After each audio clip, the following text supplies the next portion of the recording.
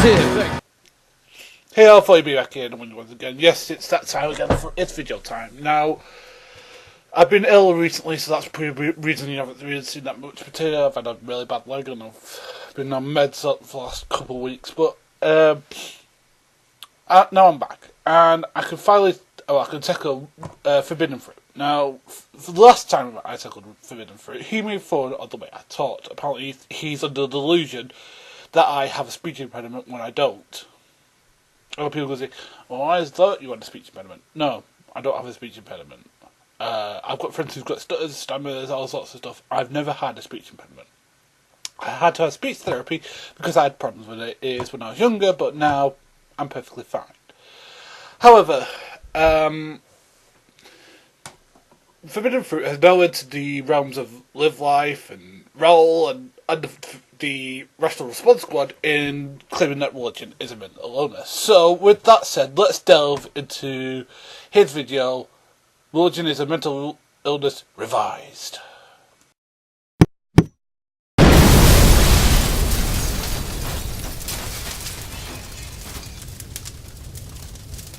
What's up YouTube, Mike here, and today on Forbidden Fruit I'm going to be discussing religion as a mental illness.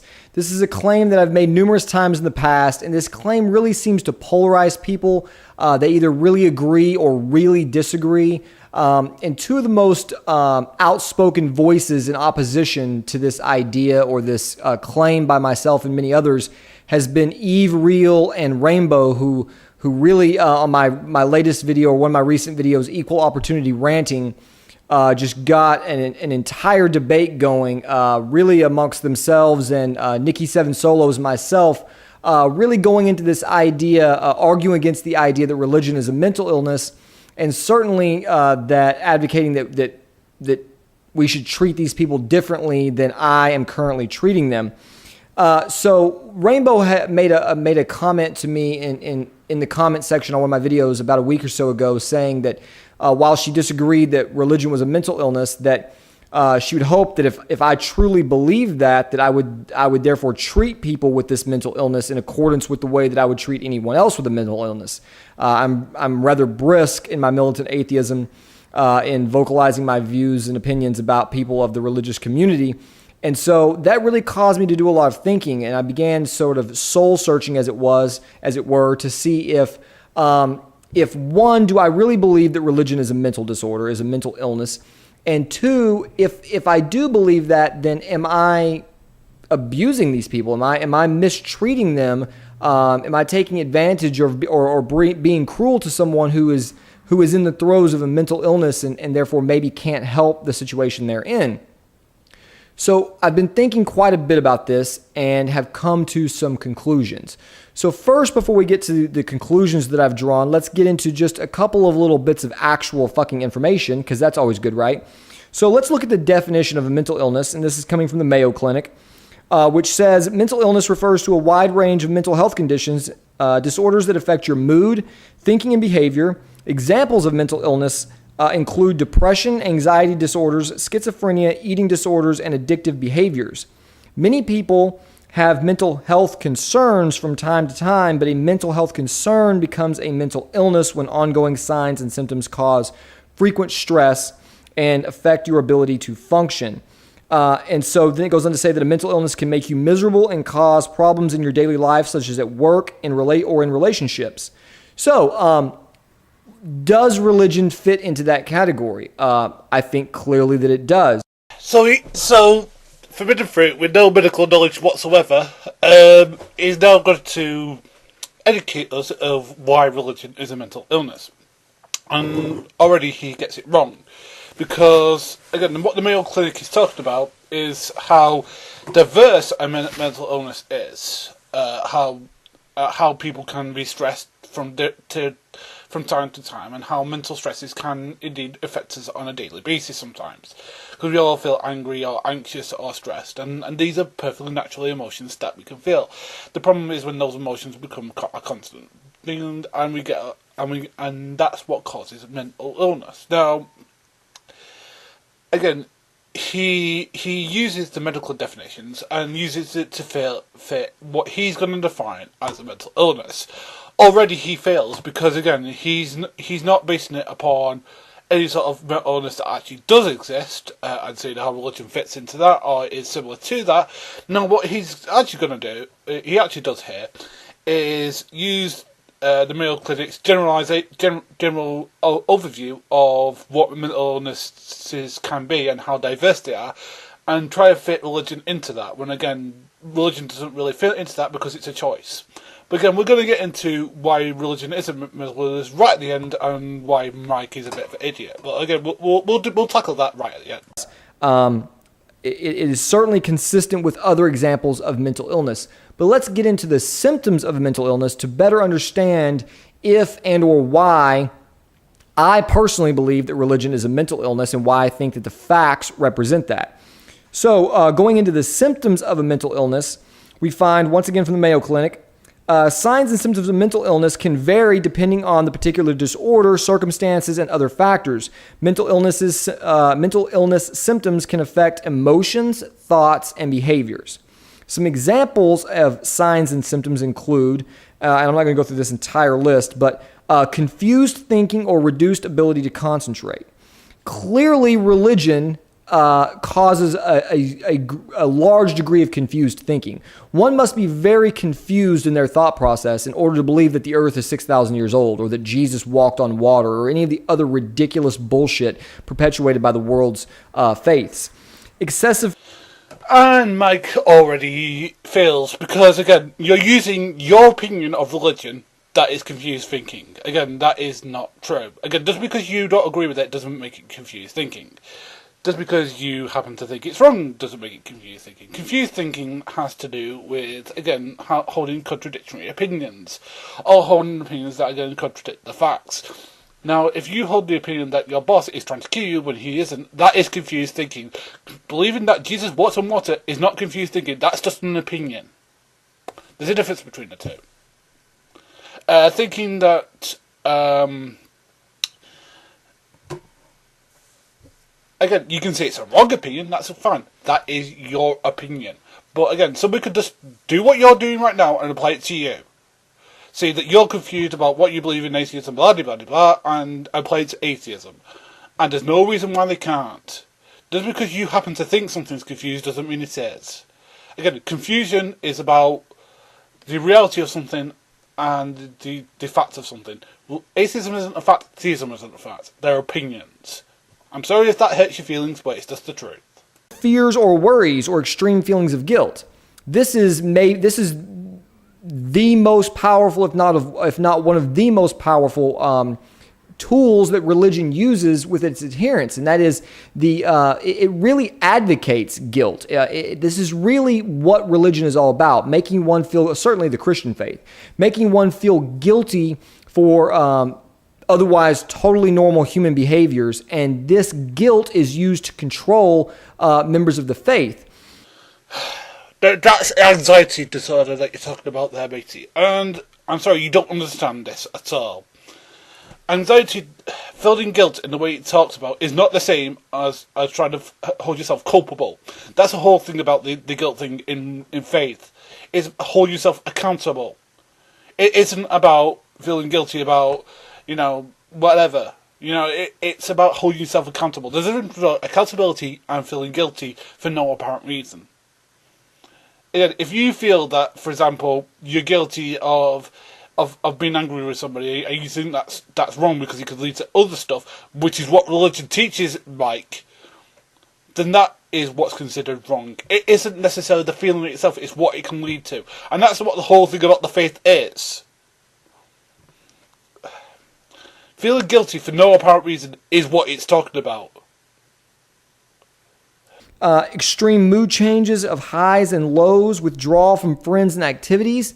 We often see this when dealing with religious people, that they will withdraw from certain situations that they feel threaten their faith, threaten their religion, threaten their chastity, threaten their ability to make good decisions. And the Bible advocates this. The approach to dealing with life under the guise of religion is to flee all impurity, is to flee all any. So apparently, making decisions for yourself where you might be in a bad situation is what it's like. No, what you're discussing is bipolar. Is bipolar, where you're at one and then the other. You go up and down, up and down. And yeah, people may withdraw themselves from the faith if they do feel threatened, because that's a natural human instinct to withdraw from something that is threatening you. That's an evolutionary thing. What it's actually talking about is when you feel threatened and you actually aren't. That's what it's talking about. Now, if a religious person is feeling threatened and they actually aren't, they're just being questioned about it, then I would say that is undue fear. But sometimes it is valid. Like, if somebody's in a country where, let's say, for example, they're going to get killed, there's natural to fear, or they think they're just going to get belittled, then that's natural for them to go, you know what, I don't want any part of this. That is not a mental illness, that's just part of being human. Anything that is not in accordance with one's faith. And this is to be mentally ill, to be unable to cope with day-to-day life, to experience day-to-day life in all of its varieties of things that it can represent. This is a representation of a mental illness. I mean, a person who is terribly phobic, agoraphobic, and is suffering from that illness and can't go outside, can't get around anything that could possibly contain germs. These people are suffering from a mental illness, and that prevents them from being able to, or causes them to withdraw from friends and activities. And this is the same thing that we see happening amongst in the Christian community, in the Muslim community. What else do we get here? And you show yourself to be medically inept. Mike, let's explain why. Psychologists actually say that being part of a community, whether it be religious or otherwise, is actually healthy for you. Actually, when a person is mentally ill and religious, sometimes the psychologist, actually most of the times, will talk to the pastor in question, telling them about what is going on with the patient, and to try and involve this person more in the activities, because it's actually medically beneficial to them. So how come you're not talking about that? Detachment from reality, delusions, paranoia, or hallucinations. This is clearly the hallmark of many of the world's faiths. As I've said, religious people are delusional at best or psychotic at worst. And so what we see represented here is that is, in fact, a major sign of a mental illness. Delusions or hallucinations, which hallucinations would be psychosis.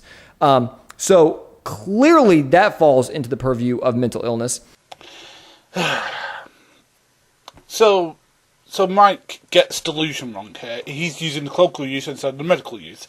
Delusion isn't about opinion. You can't think somebody's delusional, and it's using the medical use. And you see it as worse psychosis? What the frig is up with you? You know, what kind of medical doctor are you? I mean, what kind of... Actually, that's actually a legitimate question.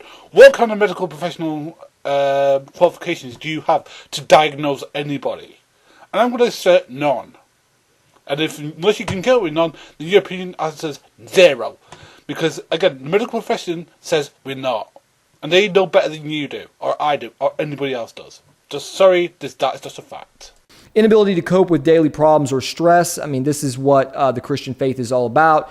Don't cope with these things on your own. Bring this to Jesus. Pray for this. Ask for help. Go to your Christian community. The religion really makes it, sets the stage for you to be incapable of coping with things on your own. It convinces you that you are... And he fails again, because again, that's not what he's talking about. What he's actually talking about, Mike, if you actually understand the medical process, is that the stresses it's talking about is that you can't cope with anybody else, even when they're telling you you're wrong. That's the whole point of mental stress, is that you can't cope with it with anybody. What you're talking about is when people ask for Jesus for help, to help them with something. And there's nothing wrong with asking somebody for help, even the community or anything else. Again, what you're talking about is just natural human. We always ask for help when we need it, because we're a social and communicative animal. What you're talking about, what the Mayo Clinic is actually talking about, good difference between the actual fact and you, is that stress can be rather isolating, even when you're in massive groups, and people cannot help with that. That's what it's actually talking about. In desperate need of salvation, that you need Christ in your life, or a law in your life, or you need to pray a certain number of times a day, or you need to observe certain religious rituals in order to deal with life as it is presented to you. Trouble with understanding and relating to situations and to people. This clearly is a situation where, Sarah's family has been completely incapable of identifying with me, of having any relationship with me. They have rejected Sarah. And all of these things come because of the illness that they are suffering. So we've got an argument from experience here. But let's turn that on its head a minute. You do know that, there have been atheists who've exhibited the same sort of behaviour. Very famous atheist named Marilyn Murray O'Hare, who was the most hated Mormon in America. There's actually a documentary on YouTube. You might actually like it, where she'd go around basically on a speaking tours and be totally vile and stuff like that. You probably look up to her. But do you know the one thing she did? She disowned her son when he found religion. So, chew on that, pal. Sex drive changes. Obviously, the chastity that is prescribed in the Bible could clearly change the drives, or at least overcome the drives that a young woman feels, or a man for that matter, anyone who thinks that they're going to save themselves for marriage. All of these ideas are being engendered by the religion itself, and these are symptoms of an illness. Changing sex drive is just a symptom. And again, this isn't what it's talking about. It's talking about a natural state in your natural brain's capacity to process the testosterone, or the I can't remember what the female one, but what causes you to be sexually active in your life. What you're talking about is a choice. Religious people choose not to act on their sexual urges. That is a choice they choose to make. When it's a mental problem, you don't have that choice. It just does it for you. There is no mental process. Your brain just does it normally. I would use it because it's dealing with other problems. So basically, you're making the evidence fit your definition, not your definition fit the evidence. Excessive anger, hostility, or violence. Clearly, we see this in the Islamic community today, obviously in the Christian community of old, where heinous acts of violence are perpetuated in the name of God. Once again, going to the idea that a person who would do these things is clearly mentally ill. And equally, somebody could turn around and say, how about Pol Pot? How about Stalin? How about these people were atheists? Or how about Jim Jones, who was an atheist? Or, name me a historically bad person from history who happened to be an atheist. And the only connection you have with them is the atheist. And the only connection that Christians and Muslims have with the people doing these despicable acts is that they happen to follow the same religion.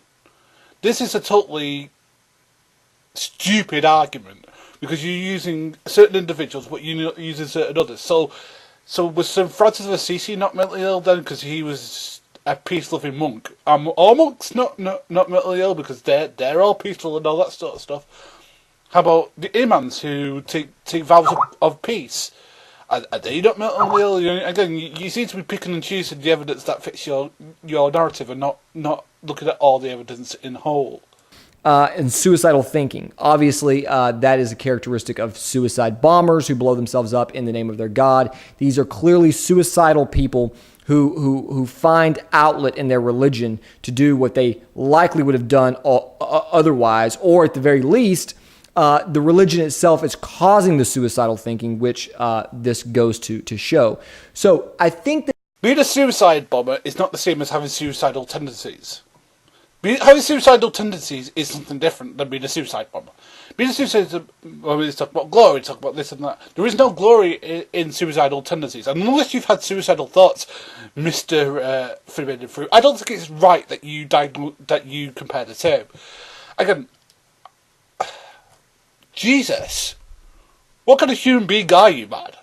the facts and evidence are clear that religious beliefs, people who are religious, are very clearly suffering from a mental illness. They fit damn near every single one of these signs and symptoms of a person who is mentally ill. So I think that goes without saying. So let me clarify for anyone who's missed it. Religion is a mental illness. It is a mental disorder. Okay, so wrong, and I'm going to explain why. It's a choice. Being religious is a choice. Mental illness isn't a choice. You don't choose to be mentally ill. Okay? I choose to be religious. Okay? I can choose not to be. That's the reason it's an opinion. That's the reason I choose, and it's my opinion, that God exists. I can have the opposite opinion in a week. Does that make me suddenly mentally unwell? Well, again, mental illness is not an on-off switch. You can't just turn it on and off on a whim. It is it's an ongoing problem. It's something that you, as soon as it comes up, you have to deal with. It's a constant problem, and it doesn't just switch off. There is no off switch to it. You can take drugs which help you deal with the symptoms, but apart from that, there is no alleviating it. It is an ongoing problem, and that's where you failed, Forbidden Fruit. It's an ongoing problem. Mental illnesses. Religion is not a mental illness for that because you can choose not to be religious. It's the same argument as someone saying that atheism is a mental illness. It's the exact same thing. Just because you happen to disagree with it doesn't make it a mental illness. Sorry, you're just wrong. Order. Anyone who believes in the nonsense perpetuated in the Bible, the Quran, anyone who believes in karma or fucking reincarnation, this person has clearly become rather disturbed and rather ill in response to the ideas that have been hammered into their brains either by themselves or through indoctrination as children or through a particular traumatic experience in their life that led them to look for a new way to cope with reality. And that's what brought me to Christianity and why I feel so comfortable in saying that religion is a mental illness, because I once suffered from it. So, argument for authority, so that's number one. Number two, you've not given any sort of factual data or anybody or sort of scientific that show that religious people are any more psychologically different than atheism. There's no neurological evidence you've given, there's no psychological evidence you've given. How am I neurologically different from you? Now, if we had mental illness, is Mr. Forbidden Fruit, you should be able to produce neurological pathways of how my brain is different from yours. It isn't. There's slight variations to do with the joy department, but that's it. But you can get that anytime you want by doing something you enjoy, whether you enjoy stamp collecting, train collecting, whatever it is you do for fun. Again, so how am I psychologically different than you? I'm not. So again, your evidence is bull hockey, because again, there is no logical difference between a believing person and an atheist person. They're both exactly the same. I know what it is like to be ill, I know what it is like to be broken, and I know what it is like to turn to essentially a drug to cope with that. And so really mental illness is, religious belief is has a lot in common with drug addiction or any other form of abuse of a substance that helps you to cope with your day. Alcoholism, this is what religion is. It is a coping method, but there are side effects to it. And the side effect to the coping method is the illness itself. Prove that religion is an illness. You so far haven't. Prove it's a coping mechanism. It isn't. It is a way of thinking. I believe God exists. I'm not coping with anything. I just happen to believe that one exists. If I'm wrong, then I'm wrong. I'm not coping with anything. I accept that I'm going to die. I accept things as they are. Again, your assertions do not match the evidence for me, or for a lot of religious people. Again, you're posting your own inaccuracies onto us, which is known as projection in psychology. You might want to look that up. Just like alcohol can really brighten up your day or help you to come down or wind down at the end of the day, but when you become addicted to it, when you become dependent upon it in order to get through your day, now you have a whole new host of problems, and now you have a disease or a disorder, alcoholism. Same goes for drugs, and clearly the same with religion. So, I believe that the facts and evidence are clear. Religion is, in fact, a mental illness. So, to the second point, and the one that Rainbow raised with me that caused me to do a considerable amount of thinking, if a person who is religious is in fact mentally ill, am I being rather cruel in the way that I address them? Shouldn't I be treating them differently? Shouldn't I be less abrasive and understanding that this person is ill and sort of not at fault for their condition, and treat them differently than I'm currently treating and differently than I would treat someone who I consider to be totally sane? Well, let's get into that. There's a website called saynotostigma.com. I believe it's actually a blog, which is all about not stigmatizing people. Right, you're going to get this. A fucking golf clap. You're talking about the way that people stigmatize mental illness. In that the way that people treat people with it as different and stuff like that. And you're going to use that as justification of how you treat religious people. Now, not understanding that you're using the stigma of mental illness to attack religious people. We sort of undermined your whole point here. Because again, if mental illness did not have the stigma attached to it, you won't be doing this video. That's the reason you are. Because we have this stigma, we have this thing where, you know, mental illness is treated as this bad thing in society. That's the reason you're doing this. It's not because you honestly believe this. If you honestly believe this, you'd be going to psychologist conventions. You'd be pressing every psychologist you could to better understand the things you're talking about. But you don't, because you don't care about that. You don't care about anybody. You're a selfish jerk, idiotic fuckwit. I'm sorry, you just are. So it would seem that this would be a pretty good location to find information about how we should treat people who are mentally ill. And in fact, there is a blog written by Michael Grote, a PhD, written in March 16th of 2010, titled, "How Should People with Mental Illness Be Treated?" So let's see what he has to say. In the event you run into someone you know has mental illness, do you whisper to him because you think people with mental illness are violent and easily excitable? Or do you speak slowly because people with mental illnesses are probably not as smart as the rest of us? Consider this. With 1 in 4 individuals experiencing mental illness every year, you are likely already interacting with someone who has a mental illness, according to Mental Health America. Think about that the next time you're in the line at the grocery store, checking out a book at the library, or taking the bus to work. So that goes a long way to answering the question, how should we deal with someone who is suffering from the mental illness of religion? Well, apparently the same way we would deal with anyone else. We're already dealing with mentally ill people. Oh, fucking hell. I can't cope with this, I really can't. Mike, I'm going to say this with all honesty. You are the dumbest person I've ever had the displeasure of tackling on this site, and I've tackled Raoul. Seriously, man, you don't understand what the guy was talking about. He's talking about people condescending to them. He's talking about people talking down to them. He's talking about people thinking they're different. That's what he's talking about. Not what you're talking about, which is being a dick to people. That's what you're justifying, being a dick. That's all you are, a dick. So carry on being a dick, and you'll be nothing. Because people don't want to interact with dicks on here. You'll end up like people like Roll. You'll end up like people like Six Shades. You'll end up like people like Never and Free, where you'll be nothing. You'll just be people just laughing at you. You'll just get the trolls. You'll get nobody who actually wants to interact with you. Because, again, this is where this argument gets you. Is nowhere. Because it's not true. I'm sorry, you can think it's true all you want. It doesn't make it right. There's no psychologist who says it is. You're just wrong. And you'll deal with it in your own way. People on a daily basis, and we don't somehow choose to treat them in a special manner. It goes on to say, here's my first rule of thumb. Treat someone with a mental illness as a person, not as an illness. After all humans have vulnerabilities as well as strengths, and our humanity is found in the sum of our parts, not just in one or two.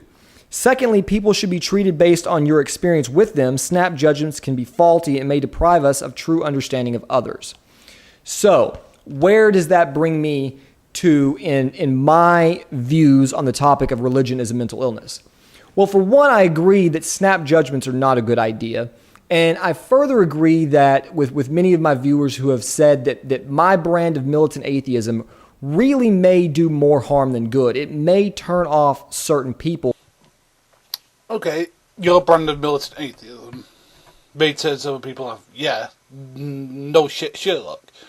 But again, the problem here isn't your militant atheism. Your problem here is using medical fact to try and belittle people that you don't agree with.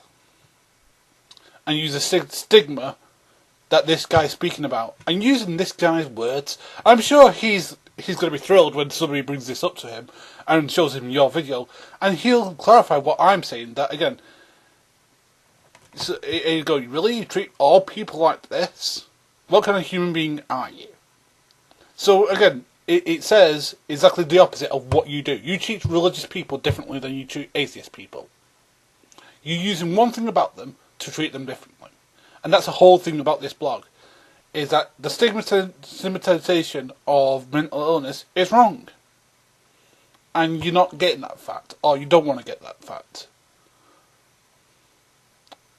And people can email the guy. Actually, I'll email the guy, and I'll show him your video, and I'm sure he'll agree with everything that I'm saying now.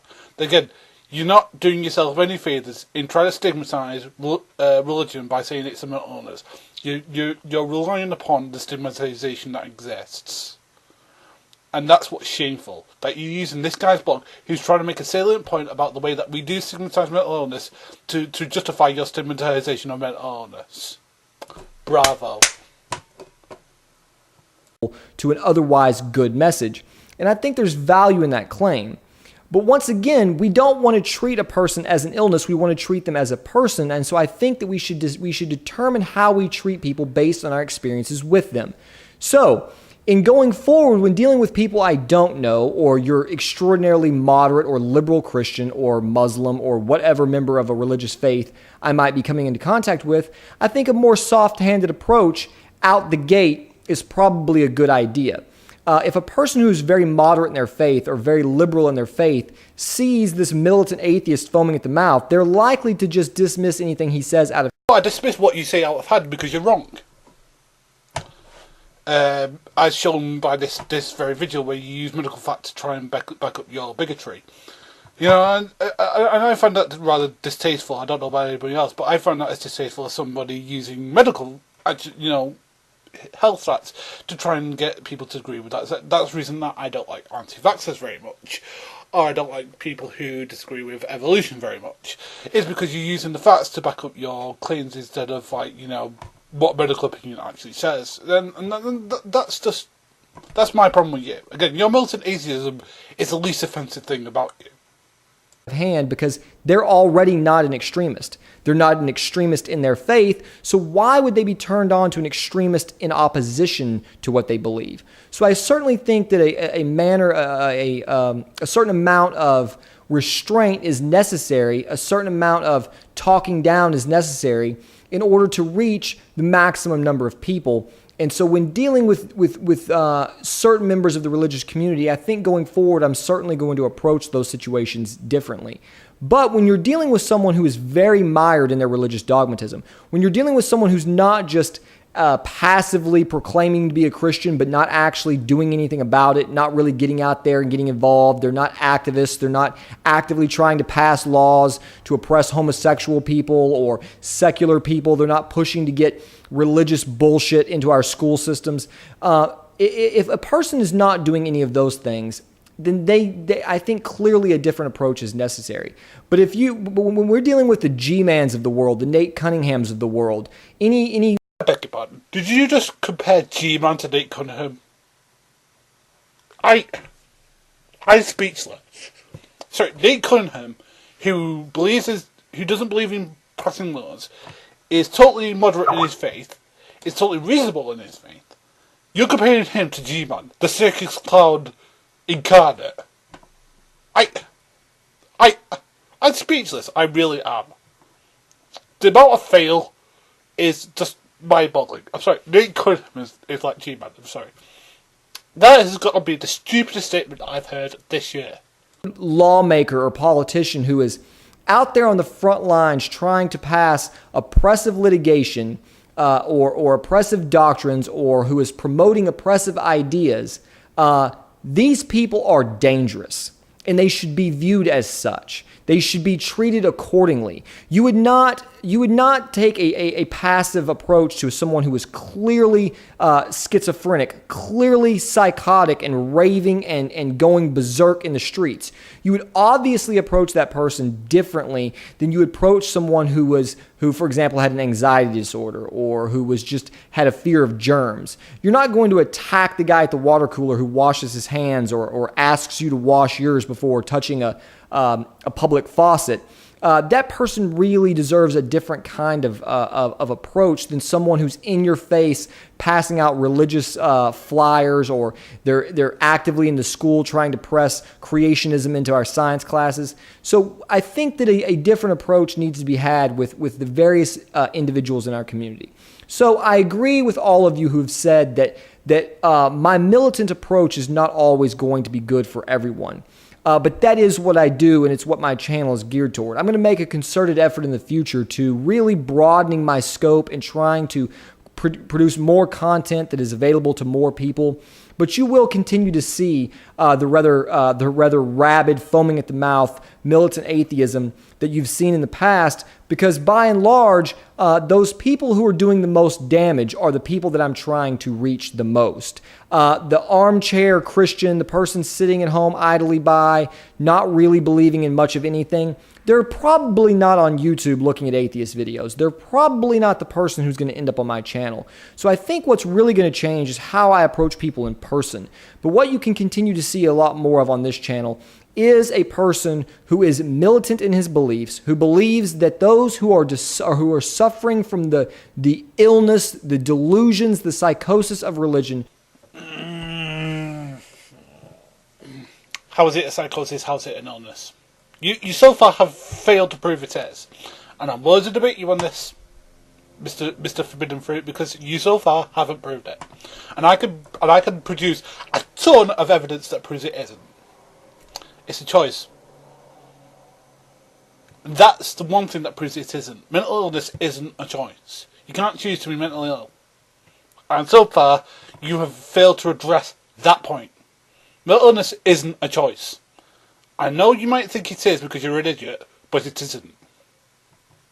Are a real and present danger to all Americans, and that is something that must be stopped. They must be met with at least the equal amount of fervor that they are exposing the world to.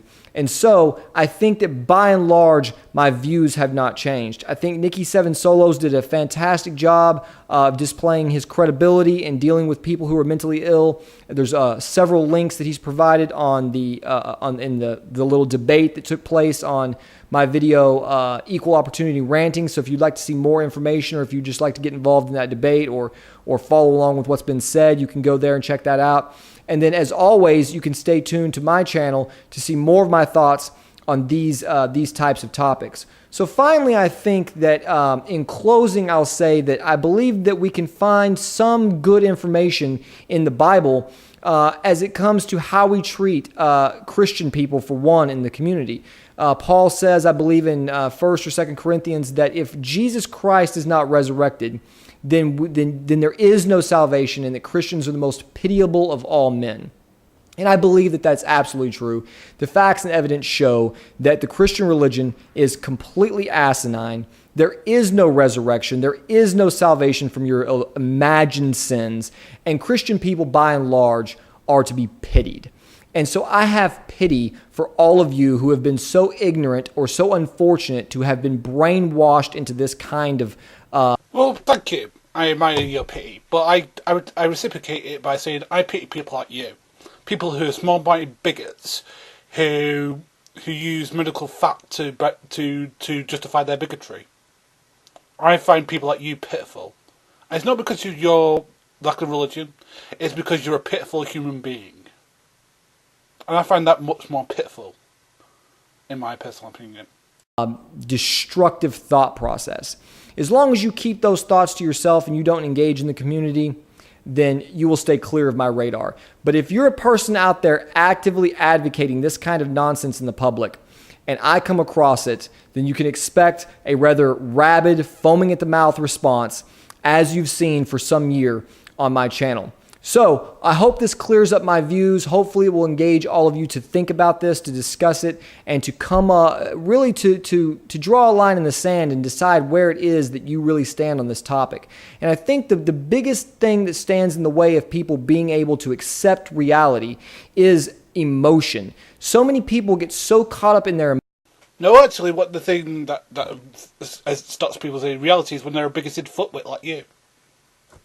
Sorry, it's just a fact. I mean, if you want to see that your position is the reality, then prove it. Or shut up. It's easy to do. Again, the thing is that I'm not convinced that atheism is right. Sorry. I'm unconvinced of that fact. And I'm convinced that my point of view is correct. Because I've come to that conclusion. It may be an erroneous one, but hey, that's life for you. Again, I made the choice to be religious. You made the choice to be atheist. I may not agree with your choice, but again, it's a choice that was right for you. And well, being religious is the right choice for me. I'm not being funny with you here. I just don't buy your definition of what reality is. You can say that that's reality all you want to your bleeding face, doesn't make it so. That's just an argument for an assertion, mate. Emotions. They don't like the sound of saying that religion is a mental illness. They allow their emotions to affect their cognitive process, and that is almost always a bad idea. So take a good long look at this, look at it intellectually, remove the emotions from the situation, come to the realization that a person who is proclaiming a faith in this nonsense is ill and in need of help.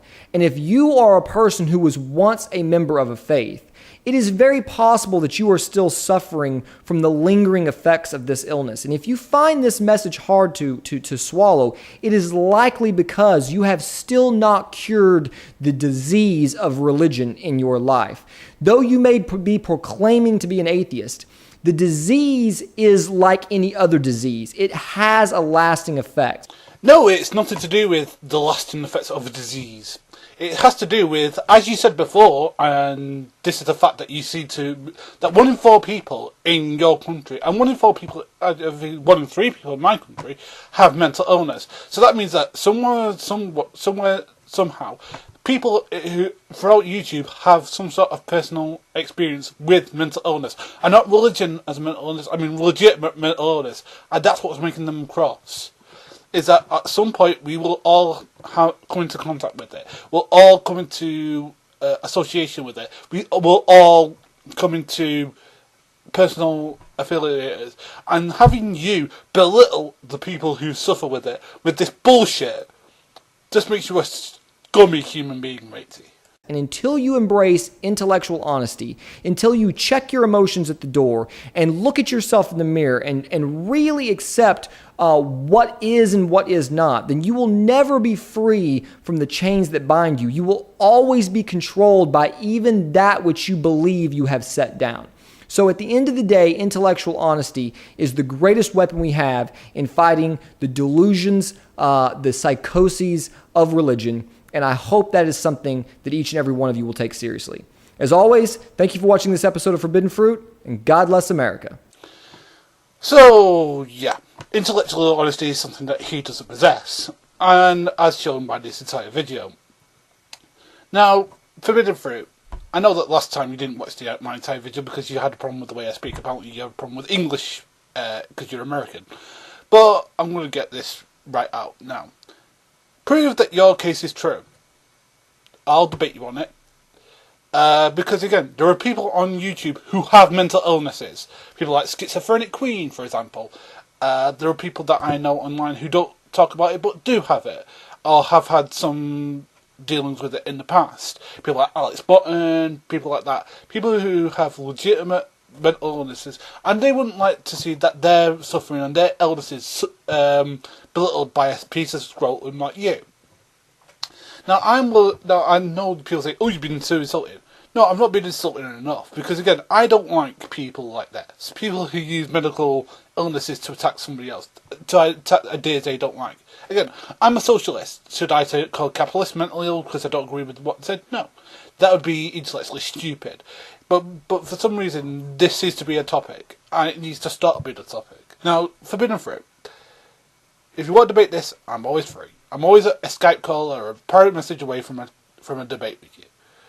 Because frankly, I'm willing to debate this topic because, unlike you, I'm actually interested in psychology.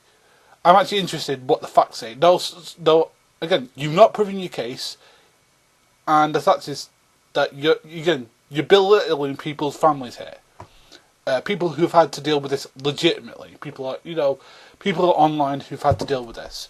And until you've actually come into contact with mental illness, don't come crying to me when people start telling you who have. And with this, before you be out, see, dreams make them true, out.